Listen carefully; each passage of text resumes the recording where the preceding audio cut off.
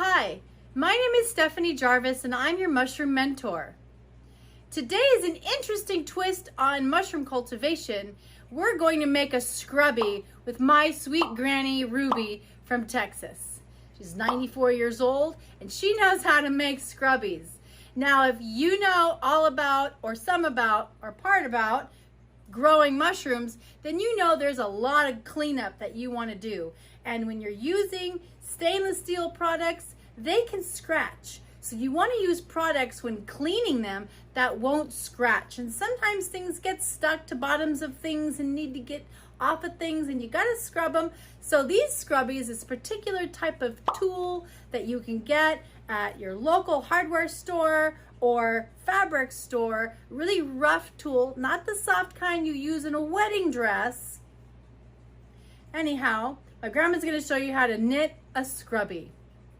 Please don't forget to like and subscribe and hit the bell to get the whistles and enjoy the video.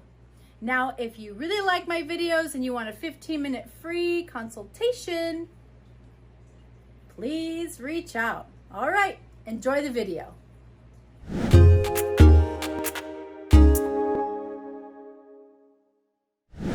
You should make me do one while you're doing one. How much fabric is that? This is 10.5 yards. Okay. Wow. Cut in strips, 2 inches wide. Okay. Look at that ball. Here's the ball. And what size hook is that? You can use the size you want. Let me see that on camera. 8.5 millimeters. Cool. Is that bigger? This is a C. Okay. No, it's a J.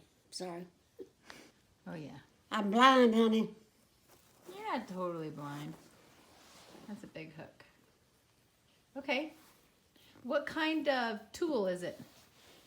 Crochet hook. No, the tool. The fabric.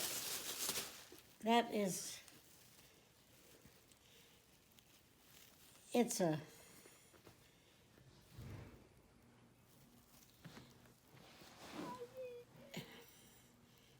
can't remember what they called it. It's a type of tool fabric. It's in a certain area in the fabric shop. Yeah. You make a loop. Okay, and you tie it off. Here, let's see that. Crochet, single crochet, 5 stitches. And then you go back into the first one. Okay. And make a round. You crochet. This is all just single crochet. Okay, the whole time. Hold on. Okay. And you go back into each one of these stitches twice.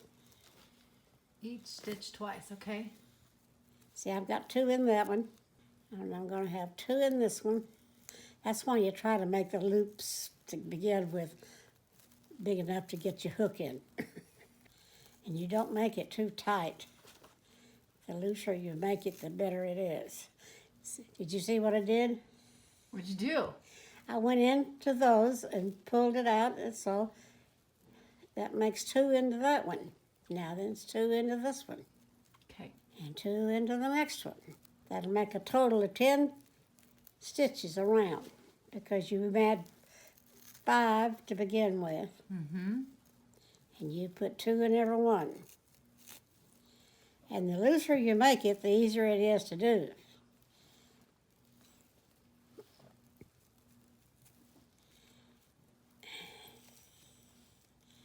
You kind of have to pull those first stitches apart to get your needle in sometime.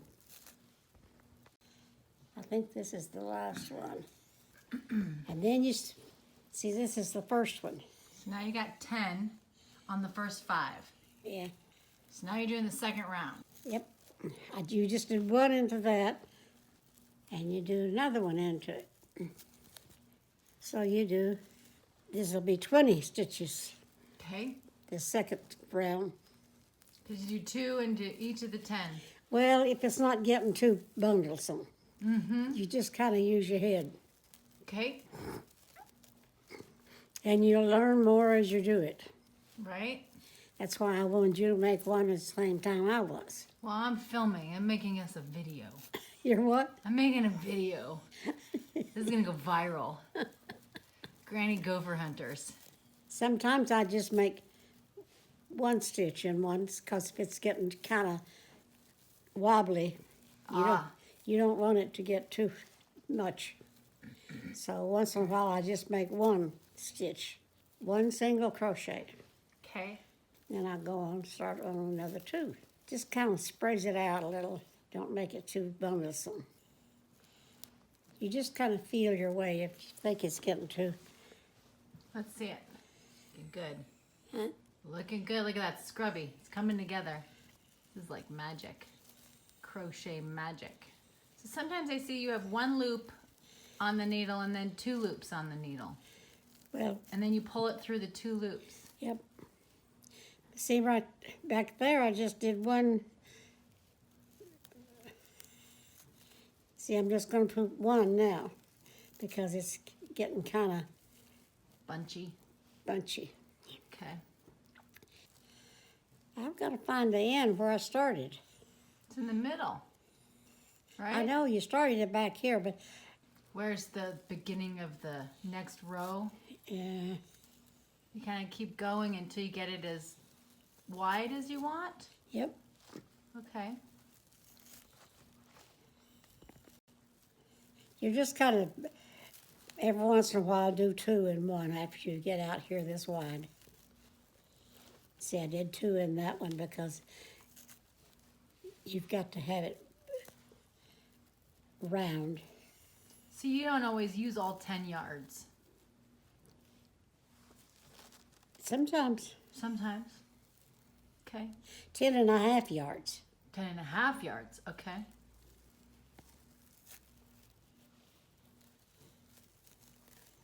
See, you want it to kind of lay flat. You don't want it to get so big it curves or wrinkles or whatever you want to call it. I don't know how to explain it.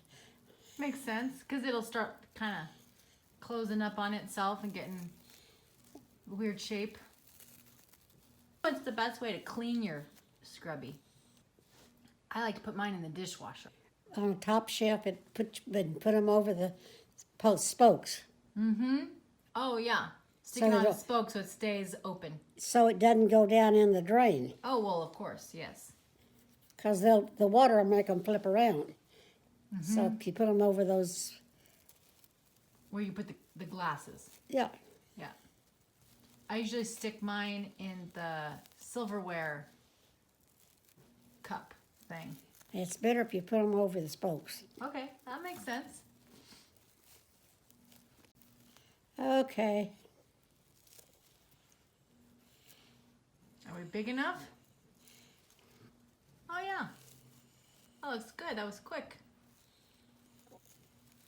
I think about along there is where we started. I'm not sure. Okay. So you're going to start closing it up? No, you have to start decreasing to That's close what- it up. That's what I mean, decreasing. That makes it come together at the side to side. Okay. So you skip one, Oh, you start skipping one. That's the trick.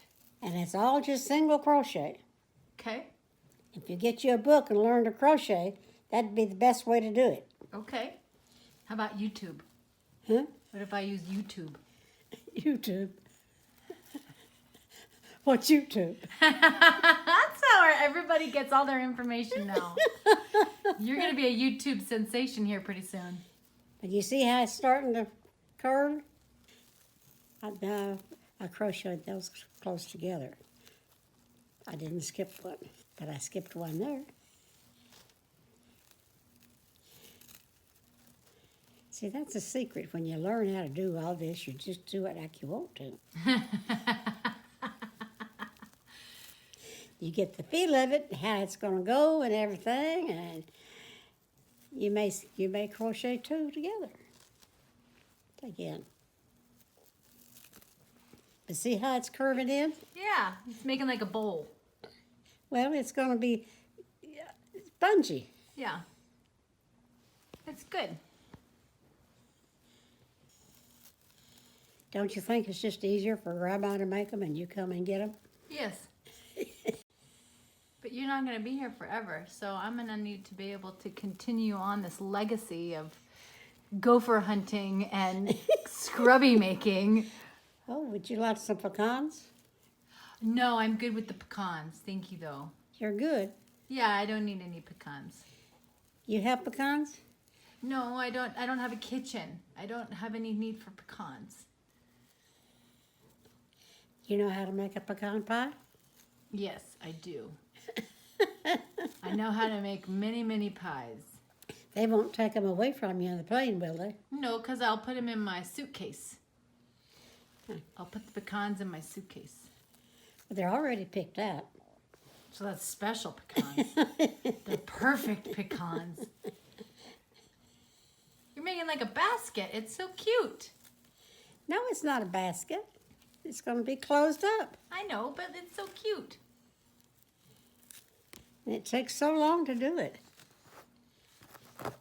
We still have almost done. Almost done with all this fabric. 10.5 yards.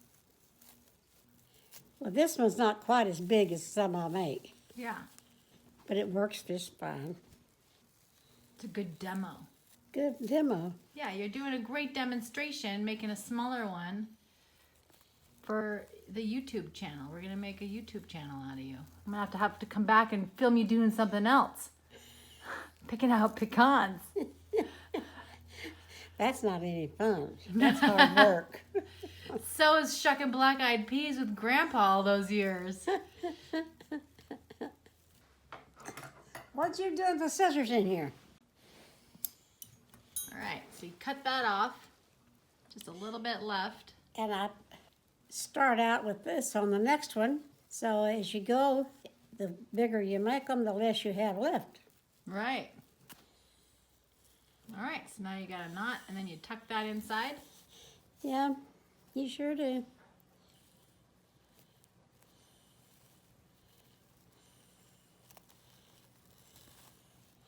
Now he's hidden. There you go.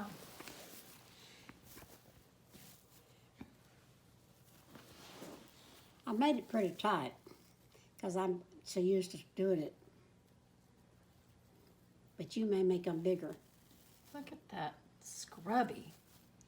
You wouldn't even know that that's handmade. That's just so amazing. It's perfect.